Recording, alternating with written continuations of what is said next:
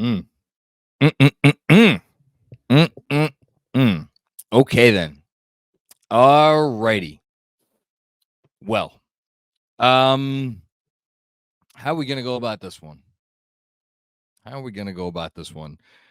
First, I'll just say congratulations to the Knicks who won a basketball game tonight. I feel bad even reading the final score, lest someone listen to this as a podcast tomorrow who did not watch this game and thinks that the 118-109 final was representative of the sort of game that this was, which it was not. I am going to attempt, I don't know that I'm going to be very successful tonight, especially with, I know I have Andrew Claudio lurking in the background, but I'm going to attempt to take a page from a character in one of my favorite movies ever, Boiler Room. And I forget the name of the character he plays. It's Ben Affleck, the Ben Affleck character. And he gives a little speech at one point during that movie. It says, act as if. And I will not recite the rest of that speech, although I do know it by heart. There's a couple of choice words in there. But act as if. Act as if. Act as if you have been there before.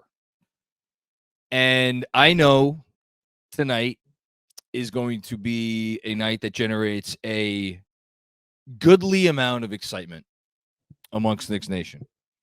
And I feel that I have some modicum of responsibility to at least not pour cold water on any of that excitement. That's not. I'm not here to pour any cold water, but at least to contextualize what we saw. Now you may hear that, and you may say, "Oh, well, Macari's going to poo-poo this. He's going to say the Celtics didn't care about the game. They haven't cared about a game in weeks.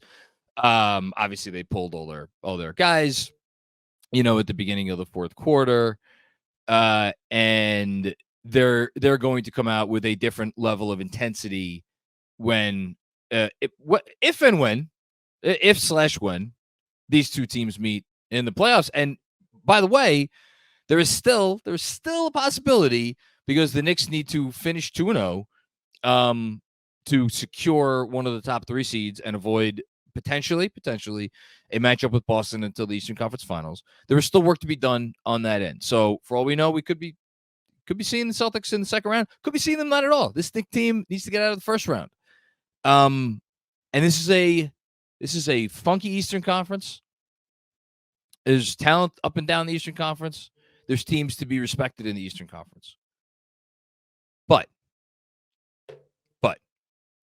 with all that being said, there is no team in the East outside of Boston, and I'll get back to them in a second, who should be feared, who should be respected, and who should be projected to do some real damage in the playoffs once they start, more than the New York Knicks.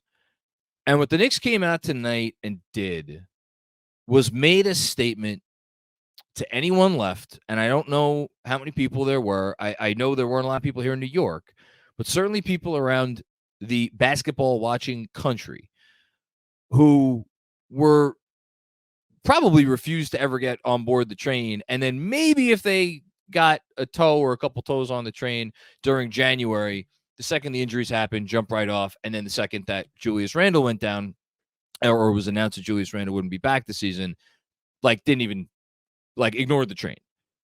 Well, hopefully,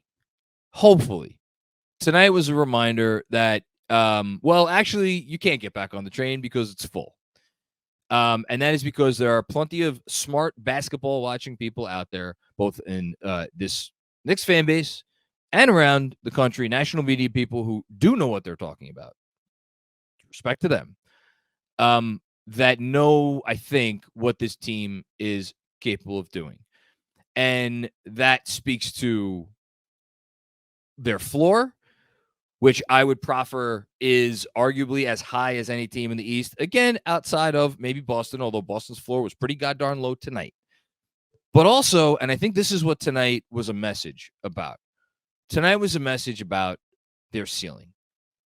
And even with Boston coming out and not giving it the effort that you would probably expect to see from them once the playoffs started, I think there are a few things that we can all take away from this game that can absolutely translate to any projections or hopes or dreams that we are going to have about this team's playoff run. In no particular order. Actually, I'm going to try to go from like small to big. So just in terms of how they approach this game, this team is not afraid of Boston at all. And I don't think we needed to see tonight to know that this team was not afraid of Boston. But in case there was any doubt, let that doubt be gone. This team's not afraid of Boston. This team's not afraid of going into Boston and winning a game. The last team in the Eastern Conference to go into Boston and win a game was the Knicks. And now the first team since the last time the Knicks did it is the Knicks. Boston had won 27 consecutive games against Eastern Conference opposition, as that stat has been going around tonight. The last game that they lost was against the Knicks, and now they've lost another one against the Knicks. This team they're not going to be afraid walking into the Boston Garden. And they're not going to be afraid of playing the Celtics. And that is because of the couple of things that I want to get to now, which is I think this team maybe not has a plan to beat the Celtics, because the one thing I will say, other than the fact that the Celtics maybe weren't as locked in, although I got to be honest with you, I thought the Celtics were pretty freaking locked in the first quarter. And even through most of the second. And the tough part of this conversation about how into it was Boston is like you started to see them let go of the rope right around the time they got punched in the face. And that's another reason why I think the Knicks have a lot of self-belief when they face this team, is because they know that they're mentally stronger. Did the Celtics have the option to opt out of tonight's game? Absolutely. And you know what? They've earned that option. They've won 65 games or however many games it is. They actually saved their season-long net rating from going down too much tonight because they made it respectable in the end. They've earned the right to opt out of a game like this with 2 games remaining in the regular season after this, and it means nothing. They've earned that right. But they did it. They chose to do that, and they chose to do it in the face of adversity. And the one knock on this team, as you look at their pitfalls throughout this year, and there haven't been many losses, but there have been a few, and you look at those pitfalls and you look at those dry spells, it has always come, if you knock them in the mouth, they start to lose their plan. It's a quote, great line about Mike Tyson, or from Mike Tyson. And this Knicks team, again, feels like they could hit this Boston team in the mouth. And how do they do that? One, they quicken the pace. Didn't get a ton of fast break buckets, but that's not the imperative here. It's just don't let Boston set up their defense. Start the offensive possessions with the Celtic defenders a little bit off kilter. And then when you factor in all the movement that I talked about it for much of the pod that dropped yesterday with Steve Jones Jr., Benji, DJ, a few other people who are really good at the X's and O's that watch this team on a regular basis. They have been all over this for a while now. The movement that this team is playing with on the offensive end makes it so that when you have a superstar at the center of it all, and don't worry, we're getting to him, they become maybe not impossible to stop, but like, boy, oh boy, do you have to be locked in to have a chance of stopping them. And the odds are, even if you are locked in, they're going to find a way to get a pretty good shot when they have their guys out there. And they have enough guys. Yeah, they're going to lean on their starters, but they have the guys. And that's another reason. We could sit here and we could talk about Boston's top 6. It's one of the best top 6s that the NBA has seen in years. The Knicks got a pretty damn good top 5 right now.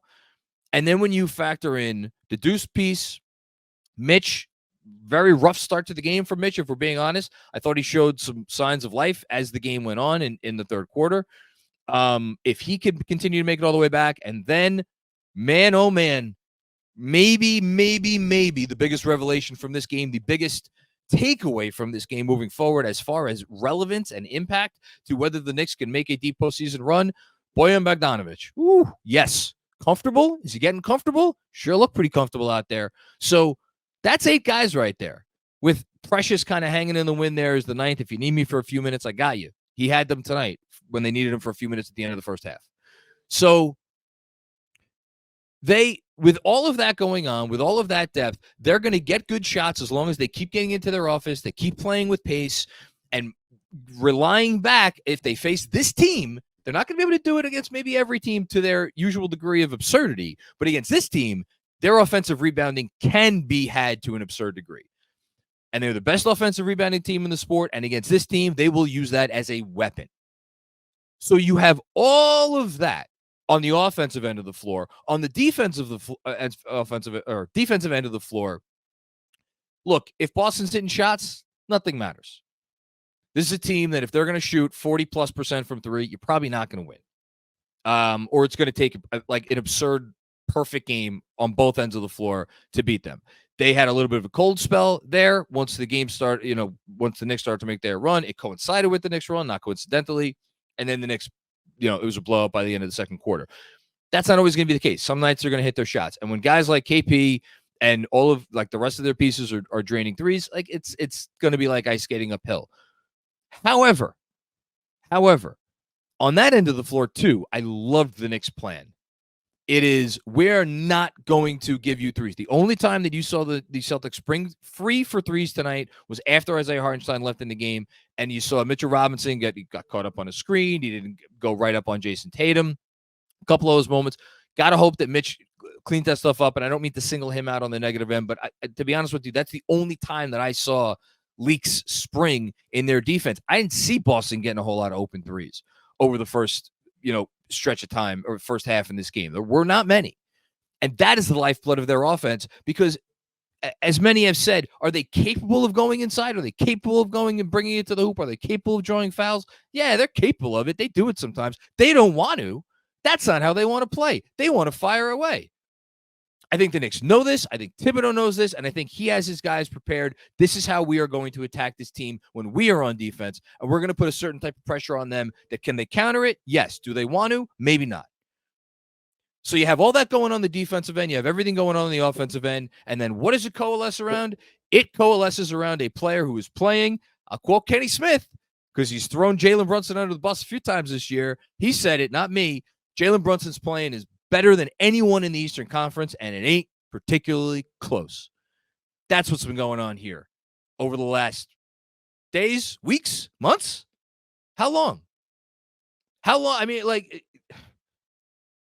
I don't even want to put it into the terms of what we are witnessing right now is absurd. Because when you start out the phrase with what we are witnessing right now implies that there's going to be the other shoe that's going to drop, or it's going to start coming off the cliff, or it's just generally not sustainable.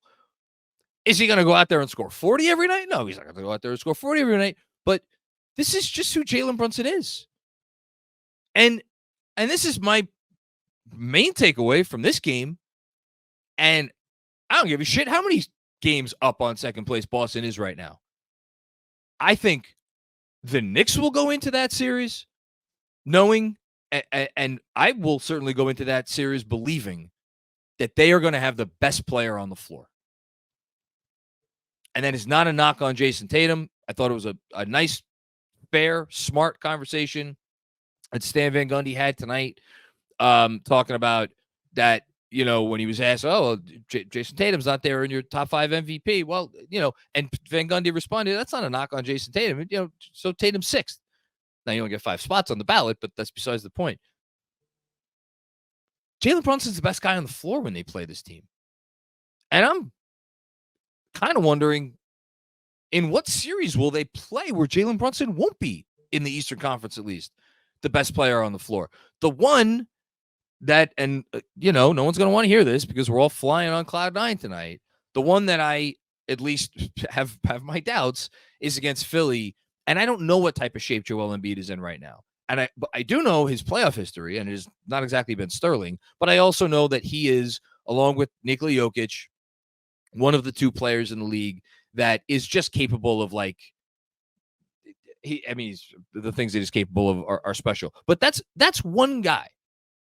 That's one guy, and I don't know, again, I don't know what kind of shape he's in. I don't know how he's going to respond to a big playoff series. We have seen him underwhelm in the playoffs. And I also don't know how much I love that Sixers team. I mean, they're well coached, but look, I'm getting off track. Tonight's about tonight's game. The point is, they have everything in place to make a run. Does it mean they're going to the finals? Does it mean they're ever even going to get to Boston if they end up in the 2-3 and they do match up with Boston in the Eastern Conference Finals, or they would. Does it mean they're going to get there? It honestly, nothing's guaranteed. Getting out of the first round in the East is not guaranteed, and people are going to hear that and they're going to be like, "You're nuts, Macri." Maybe I am. And maybe I just have too much respect for some of the opposition and some of the talent that is in this league right now. Anyone could lose any series if you get a bad injury or if you get a couple of cold games or whatever. But here's the thing, and this is where I'm going to end it, and then we'll go on to a couple of an announcement, a couple of our segments, and then on to the celebration. And this is, I'm going back to what I opened with, and this is what I keep coming back to, and this is why I have so much faith in this team and why I'm not worried at all heading into the playoffs, because if someone beats them, they're going to beat them. It's not going to be the Knicks losing. It's not going to be the Knicks coming up short or falling flat or getting scared or not being able to live up to the moment or forgetting what they're supposed to do or not executing or any of those sorts of things. The Knicks are going to force you to beat them. And right now, other than Denver and other than a locked-in Boston, there is no team out there in the league that forces you to beat them more than the Knicks force you to beat them. They have a plan. They have the players. They have the superstar. They have the coach. They have everything in place. I don't know how many different ways I could say it, because it needs to be said because it's true. And they should be picked in any series until, if and when they get to Boston. And even then, we'll have that conversation if and when the time comes. Been waiting. It feels like I've been waiting 25 years for this team. This is how basketball. This is basketball nirvana. I know it's not the playoffs yet. I wouldn't know what it is to win a championship. I've never seen one. But in terms of how a team is playing, how they approach every game, the feeling of confidence that you have when you watch them, it doesn't get any better than this. You know exactly what you're going to get from this team every goddamn night.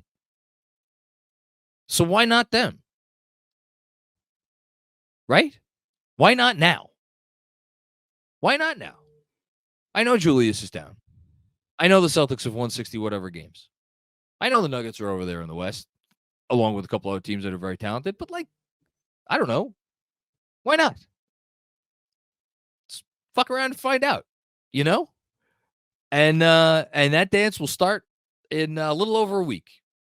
And it's going to be exciting. It's going to be exciting. A little bit more work to do. I want to get these last two games. Contrary to popular opinion, I think the Knicks are going to absolutely go run out their starters and play as many minutes as they need to play to win tomorrow's game against the Brooklyn Nets. But that'll be maybe we'll get into that later. Before we get into our sponsored segments, right, though, I do want to bring up certain gentleman named Andrew Claudio. Sweet Caroline. Da, da, da. Oh, God. Good times never feel so good. You suck, Boston. You suck. Ah, John, that was such a measured, professional, well said, well spoken monologue, sir. I appreciate, and you're very good at what you do. But you're gonna shit on me now because I didn't go hard enough.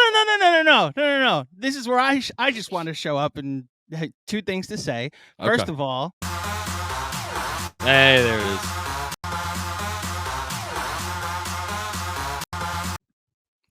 Okay, that's one. I love it. Second of all, actually three things. Second of all, if I may quote a piece of pop culture of my own that I enjoyed, in the recently departed television show Winning Time, there's a scene in which the head coach of the Los Angeles Lakers gets his team together and says the following. So if you could just play a game with me, repeat after me, John Macri. Sure. Fuck Boston. Fuck Boston. Fuck Boston. Fuck Boston. Fuck Boston. Fuck Boston. There you go. I like it. And I do want to get serious for a second because you just said something that was very intriguing. What? Why not now? Oh, well. Why not this team? Why do we have to wait until we're healthy? Why do we have to wait till next year? Why do we have to wait until we have a superstar? Why do we have to wait until we have the right team? Why do we have to wait until we get a new coach? Another superstar. Right. Superstar. Yes. No. We were told we didn't have one. Oh, we I were know. Told yes, okay. we didn't have a superstar. We were team. told that. We weren't told we had a 1 or a 1A. No, John Macri. No. We were told that this isn't the year. There's house money. I just have a question for everybody. Yeah. I'll echo John Macri. Why not now? And on behalf of Knicks Film School, why not now? That is our slogan for the 2024 playoffs. Folks, if you're watching on YouTube, you know this because you can see it. But this is our playoff merch. We are launching it. It is available right now on the KFS website. That's nickfilmskool.com. The link is about to get dropped inside of the live chat. It's also available. What did I say? What? I gotta make the window bigger on my screen because I can't really see it good. It looks like a sharp shirt. Oh, look at that. It is a very sharp shirt. So why not now being our slogan? I will put this in the link is in your live chat at the moment. It's also in the description of this episode, as well as the description of your podcast feeds at the moment. If you want to go through this real quick, we got it in multiple colors. Here it is, the entire collection, the Why Not Now collection for 2024. Here's your t-shirts. It also comes in a very nice navy blue that I've already purchased and cannot wait to wear throughout the playoffs. Can you order? Am I allowed to expense one of these? Yes, John. Can you order me a gray one? Yes, and then I'll pay you, and then you could do your magic. There you go. We could have it on this conversation on the show. Should I not be asking you this other? You probably I love it. I want said, the gray I can't one. wait to buy mine, is what you could have said, because it's a call to action, but we're good. We have a long sleeve version. We have this doesn't look different, but it is a different one. We have a long sleeve version that's a t-shirt, a long sleeve version that's a sweatshirt, and then of course a hoodie for anyone in the colder parts of the country, or if it just like never gets warm. It's supposed to be 75 degrees on Monday here in New York, but it's also supposed to rain tomorrow. So head on over to the Knicks Film School merch store and get your Why Not Now 2024 Knicks Film School playoff merch. And it's funny because I wore actually tonight my 2021 playoff shirt, the We Here season. I decided to put that on today. So this is cool. This will be our third edition of playoff gear. Yes, it is. That's exciting. Shout out to XJ who designed all of it. That is awesome. A talented human being, Mr. XJ. So I'm excited. Obviously, Knicks got a big W, and on we go. I'll go hand things over to Kevin. Why not now, Knicks fans? Why not now? I love it. You know what I'm gonna do? I'm gonna order one of those for my mom. She's watching right now, probably. Hi, Mom.